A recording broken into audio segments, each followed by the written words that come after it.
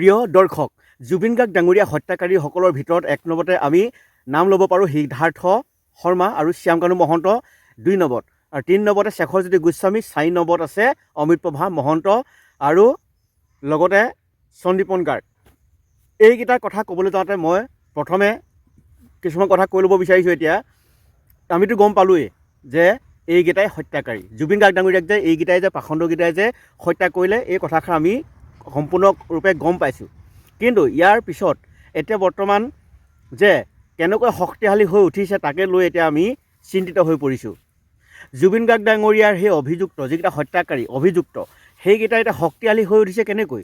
জেলত আছে হয়, কাৰাগাৰত আছে হয়, কাৰাগাৰত থকাৰ স্বত্তেও এতিয়া অধিক শক্তিশালী হৈ উঠিবলৈ সক্ষম হৈছে। অধিবক্তা নিয়োগ কৰিছে গাইপতি নিজাববীয়াকৈ গোটেই পিশাচকেইটাই। কেনেকৈ সুযোগ পাইছে, সুবিধা কেনেকৈ পাইছে, কোনে ৰক্ষণাবেক্ষণ দিছে, কোনে সহায় কৰিছে, এই কথাখিনি আমি এতিয়া তদভেদ পোৱা নাই। এতিয়া অসম চৰকাৰলৈ আহ্বান জনাইছে সমগ্ৰ সাংস্কৃতিক জগতৰ ফালৰ পৰাও বা সকলো জুবিন প্ৰেমীয়ে যে স্পেচিয়েল প্ৰচিকিউটৰ টিম এটা গঠন কৰিব লাগে, মানে লোক অধিবক্তা দল এটা নিয়োগ কৰিব লাগে জুবিন গাৰ্গৰ এই তদন্ত প্ৰক্ৰিয়া ক্ষিপ্ৰতাৰে লৈ যাবৰ কাৰণে বা জুবিন গাৰ্গক ন্যায় দিবৰ কাৰণে। গোচৰ প্ৰক্ৰিয়া তদন্ত প্ৰক্ৰিয়া যিহেতু হ'ল, চাৰ্জশ্বিট দাখিল হ'ল, গতিকে ইয়াৰ পিছত এতিয়া যিহেতু শুনানি চলি আছে আৰু সেই গোচৰ প্ৰক্ৰিয়াটো ভাল ধৰণে যাতে তদন্ত প্ৰক্ৰিয়াটো নিয়াৰিকৈ চলি গৈ থাকে, সেইকাৰণে আমি এতিয়া এটা স্পেচিয়েল প্ৰচিকিউটৰ টিম লোকেল মানে এটা ধৰক আমাৰ লোক অধিবক্তা দল এটা যিহেতু আমি লাগে বুলি দাবী জনাই আছোঁ বা সমগ্ৰ জুবিন প্ৰেমীয়ে দাবী জনাই আছে। আৰু জুবিন গাৰ্গৰ পত্নী গৰিমা শইকীয়া গাৰ্গেও ইতিমধ্যে বিচাৰি আছে চৰকাৰক, কিন্তু চৰকাৰে দিয়া নাই, চৰকাৰে গঠন কৰি দিয়া নাই এটা অধিবক্তা দল, লোক অধিবক্তা দল। গতিকে আমি চিন্তিত হৈ পৰিছোঁ, কিয় হৈছে এইবিলাক, কিয় হ'বলৈ পাইছে। আমি এতিয়া ভাবিবলৈ বাধ্য হৈছোঁ যেন সেই পিশাচকেইটাক যেন কোনোবাই ৰক্ষণাবেক্ষণ দিছে, কোনোবাই সহায় কৰি আছে, চৰকাৰেও সহায় কৰিছে নেকি, আমি তেনেকৈ ভাবিবলৈ বাধ্য হৈছোঁ। পলম হৈছে, সেই লোক অধিবক্তা দল এটা গঠন কৰাত পলম হৈছে, আৰু সিহঁতক সহায় কৰিছে বা সিহঁতক সেই পিশাচকেইটাক সময় দিছে নেকি, সিহঁতক সেই পিশাচকেইটাক আৰু অলপ শক্তিশালী হ'বৰ কাৰণে সময় বেছিকৈ তেওঁলোকক দিছে নেকি চৰকাৰে, আমি তাকে এতিয়া ভাবিব লগা হৈছে। 12 তাৰিখলৈ দিয়াৰ কথা কৈছে চৰকাৰে, অধিবক্তা দল গঠন কৰাৰ কথা কৈছে, কিন্তু 12 তাৰিখ এতিয়া আৰু 2-3টা দিন বাকী আছেই। কিন্তু তাৰ আগমুহূৰ্তত বহুত আগৰ পৰাই দাবী জনাই থকা হৈছে চৰকাৰক যে এটা লোক অধিবক্তা দল গঠন কৰি দিব লাগে জুবিন গাৰ্গৰ ন্যায় প্ৰক্ৰিয়া এইটো গোচৰটো তদন্ত কৰিবৰ কাৰণে। কিন্তু এতিয়া বহুত পলম হৈ গৈছে, আৰু 2-3টা দিন বাকী আছেই। আজি মই এই মুহূৰ্তত ভিডিঅ'টো বনাই থকা সময়ৰ পৰা আৰু 2-3 দিন বাকী আছেই 12 তাৰিখ পাবলৈ। গতিকে জুবিন গাৰ্গ ডাঙৰীয়া ন্যায় কেতিয়াকৈ পাবগৈ আৰু কেইবছৰ লাগিব ন্যায় পাবৰ কাৰণে? এজন ডাঙৰ এনেকুৱা এজন বিশিষ্ট মানুহৰ যদি এনেকুৱা অৱস্থা হয়, সাধাৰণ মানুহৰ কি অৱস্থা হ'ব এবাৰ ভাবিব লগা অৱস্থা হৈছে। জুবিন গাৰ্গ ডাঙৰীয়া ন্যায় পাব লাগিব, সেইটোতো আমি কেতিয়াও নামানো, পাবই লাগিব ন্যায়। আৰু পিশাচকেইটাইতো উপযুক্ত শাস্তি নেপালে আমি ক্ষান্ত নহওঁ, মৃত্যুদণ্ড হ'বই লাগিব, কাৰণ এজন মানুহক মৃত্যুমুখলৈ ঠেলি দিছে জানি বুজি। গতিকে সিহঁতৰো সেই একেই শাস্তি হ'ব, মৃত্যুদণ্ডই হ'ব লাগিব। গতিকে আইনে কি ব্যৱস্থা লৈছে আমি ভাবিব পৰা নাই এতিয়ালৈকে, কিন্তু যেন আইনৰ সুৰুঙাই দি সিহঁতক বচাবলৈ চেষ্টা কৰিছে সেই নৰপিশাচকেইটাক, শ্যামকানু সিদ্ধাৰ্থহঁতক। কাৰণ অধিবক্তা দল তেওঁলোকে গঠন কৰিবলৈ সুযোগ পালে, কোনোবাই সহায় কৰিছে, আৰু কেইটামান দিনৰ পিছত হয়তো সিহঁতে মুকলি আকাশতলৈ গুচি আহিব, জামিন লৈ ঘূৰি গুচি আহিব, বাচি যাব, জেলৰ পৰা মুকলি হৈ যাব। গতিকে কি হৈছে, কি ধৰণে মানে এইবিলাক তদন্ত প্ৰক্ৰিয়াটো এনেকুৱা হৈ গৈছে মই ভাবি পোৱা নাই। আৰু গৰিমা শইকীয়া গাৰ্গেও খুব সোনকালে আগতেই অধিবক্তা দল গঠন কৰিব লাগিছিলে বা নিজে চৰকাৰী উকিল ধৰিব লাগিছিলে, ভাল উকিল কোনোবা অধিবক্তা ধৰিব লাগিছিলে, কিন্তু তাকো নকৰি কিয় ইমান পলম কৰিলে আমি সেইটো ভাবি পোৱা নাই। গৰিমা শইকীয়া গাৰ্গেও নিজৰ স্বামীৰ তদন্ত ন্যায় বিচাৰি খুব ক্ষিপ্ৰতাৰে কাৰ্যপন্থা বেলেগ ধৰণে হ'লেও হাতত ল'ব লাগিছিলে, কিন্তু আমি তাকো এতিয়া কৰা হোৱা দেখা নাই। বা যে কি নহওক, তথাপি ন্যায় বিচাৰিছে গৰিমা শইকীয়া গাৰ্গে, আৰু মুখ্যমন্ত্ৰীলৈও স্মাৰক পত্ৰ প্ৰেৰণ কৰিছে, দৰখাস্ত দিছে যে জুবিন গাৰ্গৰ ন্যায় বিচাৰি তদন্ত প্ৰক্ৰিয়াটো ক্ষিপ্ৰতাৰে ন্যায় দিবৰ কাৰণে, গোচৰ প্ৰক্ৰিয়াটো তদন্ত ভাল ধৰণে চলাই যাবৰ কাৰণে লোক অধিবক্তা দল টিম এটা গঠন কৰিবৰ কাৰণে, মানে স্পেচিয়েল প্ৰচিকিউটৰ টিম এটা গঠন কৰি দিবৰ কাৰণে স্মাৰক পত্ৰ প্ৰেৰণ কৰিছে, ইতিমধ্যে এপ্লিকেশ্যন দিছে মুখ্যমন্ত্ৰী ডাঙৰীয়ালৈ। কিন্তু আমি এই কামখিনি বহুত আগতে কৰিব লাগিছিলে বুলি মই ভাবিছোঁ। ইমান দিন ৰৈ থকাৰ কাৰণ কি? জুবিন গাৰ্গৰ ন্যায় বিচাৰি তেখেতে উঠি পৰি লাগিব লাগিছিলে, ঠিক তেনেকৈ আমি লগা দেখা ইমান মানে পোৱা নাই। তথাপিও যিখিনি কৰিব লাগে কৰিছে বাৰু, নাই কৰা বুলি কোৱা নাই। গৰিমা শইকীয়া গাৰ্গকো মই ধন্যবাদে জনাইছোঁ। তেখেতেও ন্যায় বিচাৰি, পৰিয়ালৰ লোকে যিহেতু ন্যায় বিচাৰি কাম কৰি আছে, যিখিনি কৰিব লাগে কৰিছে বাৰু, তথাপিও অলপ পলম হৈছে বুলি মই ভাবিছোঁ।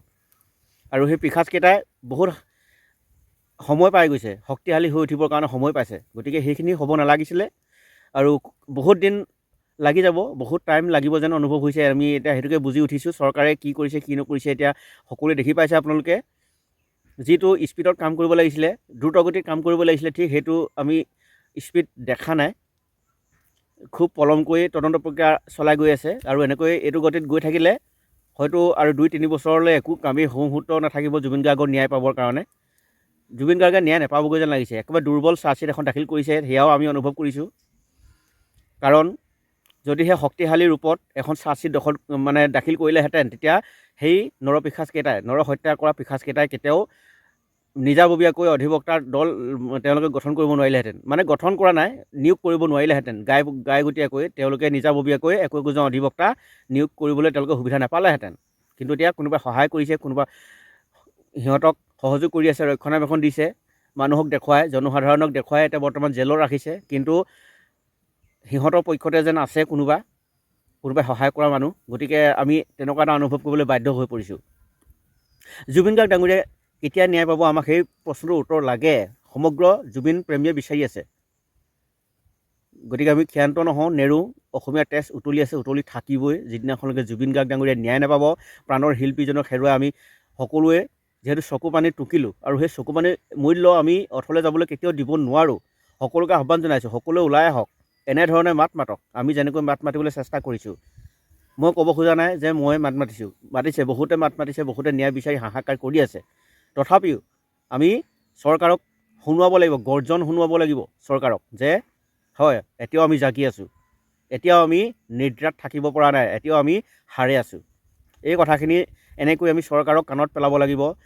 SIT বা CID, CBI, ন্যায়ালয় সকলোকে আমি কাণত পেলাব লাগিব যে আমি সমগ্ৰ জুবিন প্ৰেমী এতিয়াও জাগ্ৰত হৈ আছোঁ, সকলোৱে হাৰে আছোঁ, চিঞৰি আছোঁ জুবিনদাৰ ন্যায় বিচাৰি। এই কথাখিনি যাতে আমি কাণত পেলাব পাৰোঁ চৰকাৰক, বৰমূৰীয়াসকলক। যদি কোনোবাই জুবিন গাৰ্গ ডাঙৰীয়াক ন্যায় নিদিওঁ বুলিও ভাবিছে, যাতে বাধ্য হৈ যায় জুবিন গাৰ্গ ডাঙৰীয়াক ন্যায় দিবৰ কাৰণে, নহ'লে সিহঁতৰ বিপদ অনিবাৰ্য হৈ যাব। সেইকাৰণে সকলোকে জাগ্ৰত হ'বলৈ অনুৰোধ জনাইছোঁ, আহ্বান জনাইছোঁ সমগ্ৰ জুবিন প্ৰেমীক, যিসকলে প্ৰকৃততে জুবিন গাৰ্গক ভাল পায়। মই ভাবিছোঁ সমগ্ৰ অসমবাসীয়ে জুবিন গাৰ্গক ভাল পায়। আৰু বাহিৰৰ কথাটো মই নকওঁৱেই, বাহিৰতো সমগ্ৰ বিশ্ববাসীয়ে জুবিন গাৰ্গৰ নাম শুঁৱৰিছে। মই বাকীবিলাকৰ কথা কোৱাই নাই, অকল সমগ্ৰ অসমবাসী, মই মাত্ৰ অসমৰ কথাই কৈছোঁ, যে সমগ্ৰ অসমবাসী আহক, ওলাই আহক, জাগ্ৰত হওক। জুবিনদাৰ যিদিনাখন মৃত্যু হৈছিলে, তাৰ পিছত যেতিয়া এটা পৰিস্থিতিৰ সৃষ্টি হৈছিলে আমাৰ অসমত, ঠিক তেনেকৈ হাৰে থাকক সকলোৱে। কাৰণ জুবিন গাৰ্গৰ লগত যেন অন্যায় কৰিছে কোনোবাই, আমি তেনেকুৱা এটা কথা ইতিমধ্যে ভাবিবলৈ বাধ্য হৈছোঁ। সন্দেহ উপজিছে কাৰোবাৰ লগত। কাৰণ ইমান দিন লাগে নেকি জুবিন গাৰ্গ ডাঙৰীয়া হত্যাকাণ্ডৰ উৰ পেলাবলৈ, বা জুবিন গাৰ্গক ন্যায় দিবৰ কাৰণে ইমান দিন লাগে নেকি? এইটো কোনোবাই পলম কৰি আছে, লেহেমীয়া গতিত কাম কৰি আছে ইনভেষ্টিগেশ্যন। আৰু বা যি কি নহওক, এতিয়াও লোক অধিবক্তা দল এটা নিয়োগ কৰক, চৰকাৰী ভাল উকিল ধৰক জুবিন গাৰ্গ ডাঙৰীয়াক গোচৰটো চলাই যাবৰ কাৰণে, আৰু ন্যায় দিয়ক সোনকালে জুবিন গাৰ্গ ডাঙৰীয়াক। আৰু প্ৰত্যেক দিনাখনে শুনানি হওক।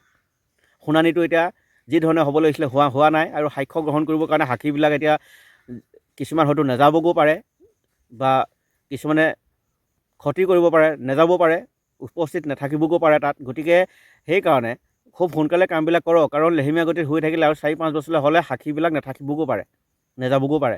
গতিকে ইমান কিয় পলম কৰি আছে, আমি সেইটোত ভাবিব পৰা নাই আচলতে। জুবিন গাৰ্গ ডাঙৰীয়া সম্পদ হয়, আমাৰ ভাৰতৰ সম্পদ বা বিশ্ব সম্পদ। গতিকে সেই সম্পদে যদি ন্যায় নাপায়, তেতিয়া সাধাৰণ মানুহবিলাকৰ কি অৱস্থা হ'ব ভাবক। জুবিন গাৰ্গ ডাঙৰীয়াই ন্যায় দিয়ক। মই চৰকাৰৰ প্ৰতি অনুৰোধ জনাইছোঁ, ন্যায়ালয়ক অনুৰোধ জনাইছোঁ, প্লিজ জুবিন গাৰ্গ ডাঙৰীয়াক ন্যায় দিয়ক। একো বেয়া কাম কৰা নাছিলে, জুবিন গাৰ্গ ডাঙৰীয়াই ভাল কাম কৰিছিলে। বেয়া কাম দেখিলেহে মাত মাতিছিলে, চিঞৰিছিলে, অন্যায় দেখিব নোৱাৰে, সহ্য কৰিব নোৱাৰে। হয়, আমিও নোৱাৰোঁ, আপোনালোকেও নোৱাৰিব লাগিব। যিসকলে তদন্ত কৰিছে, যে কোনোবা বেয়া কাম কৰিলে আপোনালোকেও বিৰোধিতা কৰিব লাগিব, কিন্তু আপোনালোকে যেন সহায় সহযোগ কৰিছে সেই অভিযুক্তসকলক আমি বেয়া পাইছোঁ। অভিযুক্তসকলক জামিন দিয়াৰ পৰা বিৰত থাকক, জামিন নিদিব প্লিজ। সিহঁতক যাৱজ্জীৱন কাৰাদণ্ড দি থওক, নহ'লে মৃত্যুদণ্ড। এই দুটাৰ ভিতৰতে আমিতো ডাইৰেক্ট মৃত্যুদণ্ডই বিচাৰি আছোঁ। জুবিন গাৰ্গ ডাঙৰীয়া ন্যায় দিয়ক সোনকালে, আমি তাকে কামনা কৰিছোঁ। উচিত শাস্তি বিহক সেই পিশাচকেইটাক, আৰু এইখিনিকে ক'লোঁ। এইখিনি মোৰ ক'ব লগা আছিলে, শ্বেয়াৰ কৰিলোঁ আজি এই প্ৰতিবেদনটোৰ জৰিয়তে। গতিকে এইখিনিকে কৈ মোৰ চমু ভিডিঅ' ইমানতে সামৰণি মাৰিছোঁ। ধন্যবাদ। জয় অসম, জয় হিন্দ, বন্দে মাতৰম, জয় জুবিন দা, জয় জুবিন দা, জয় জুবিন দা। ধন্যবাদ।